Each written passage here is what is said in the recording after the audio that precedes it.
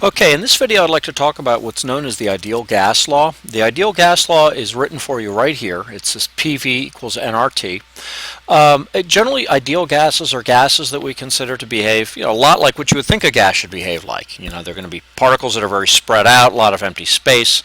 They're moving rather rapidly in random directions until they have a collision and keep moving.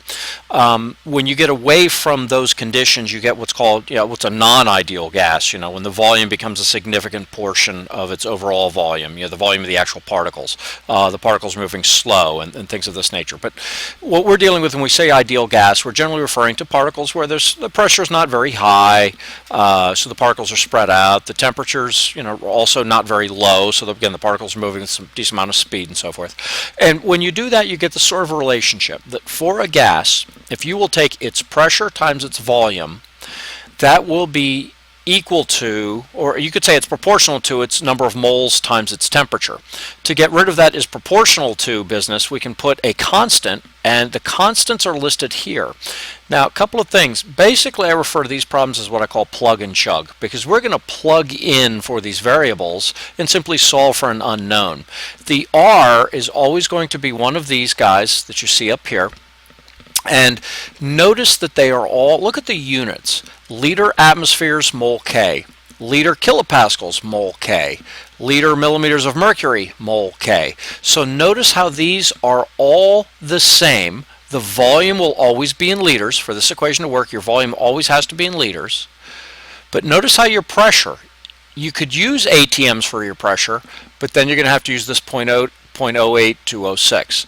If you're going to use kilopascals for your pressure, then your R needs to be 8.314. And if you're going to use millimeters of mercury for your pressure units, then you must use 62.4 here. Notice N, what's my other variable here? It's this mole, so N will always be in moles, and the temperature is always going to be in Kelvin. Okay, so that's kind of what's going on as far as the units are concerned. Now, once we have all this, we can go through then and solve for a problem using this equation. I've listed the different pressures up here just so you have them as a reference point if you ever needed to convert from one unit to another, which you can do using these numbers.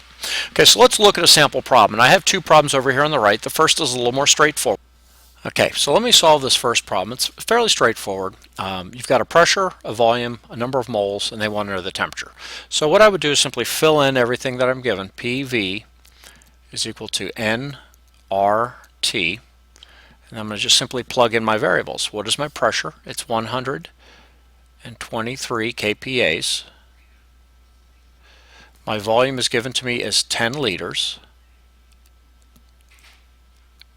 That's equal to my number of moles, which is given to me as 0.500, and this is moles, times my R. Now, as I said before, you have to pick the R based on the pressure.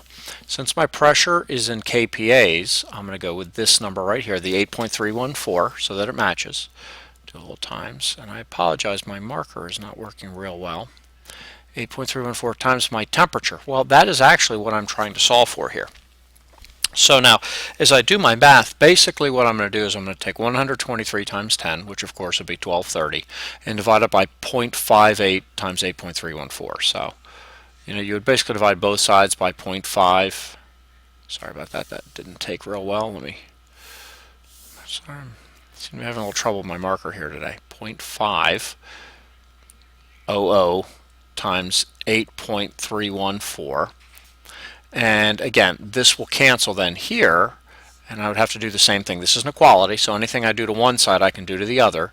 So again, my 0.5 times my 8.314 will go over here. And again, I apologize, this is just not taking it well at all today. And so when I do this, I'm going to solve and I'm going to get a T. I believe your answer comes out to, and I am rounding here, I believe it comes out to 296.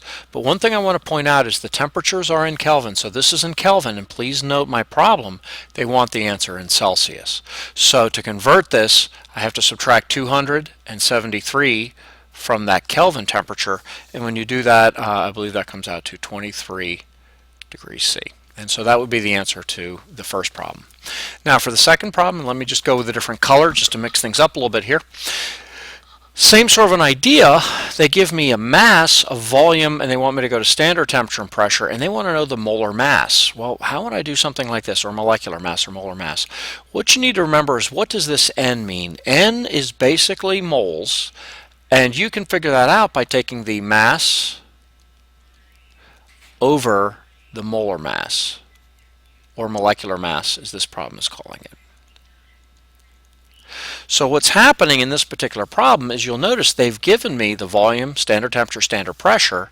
They've given me the mass, but they haven't given me the molar mass. So I can solve this problem in the same way. I can plug in using the same thing. What is my pressure?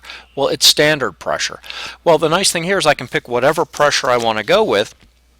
I just have to make sure the R matches. Since I use the 8.314 in kilopascals here, let me use something a little different. Let me do 760 millimeters of mercury, also known as torr. Sometimes you'll see this written as Torr, after Evangelista Torricelli, who did a lot of work with this sort of thing. My volume is given to me as 12.0 liters,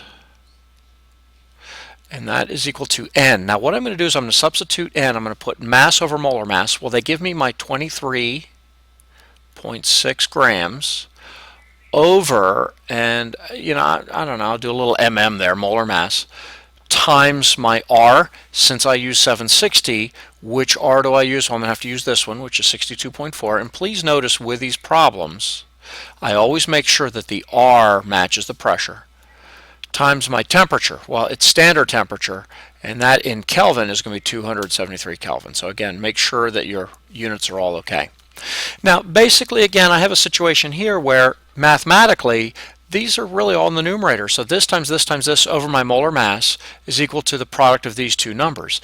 Well, through algebra, basically, I could put the molar mass here, kind of cross multiply that out, put the 760 and the 12 down here, and if you do all this, what you're going to end up with basically is the 23.6 times 62.4 times 273 over 760 times 12.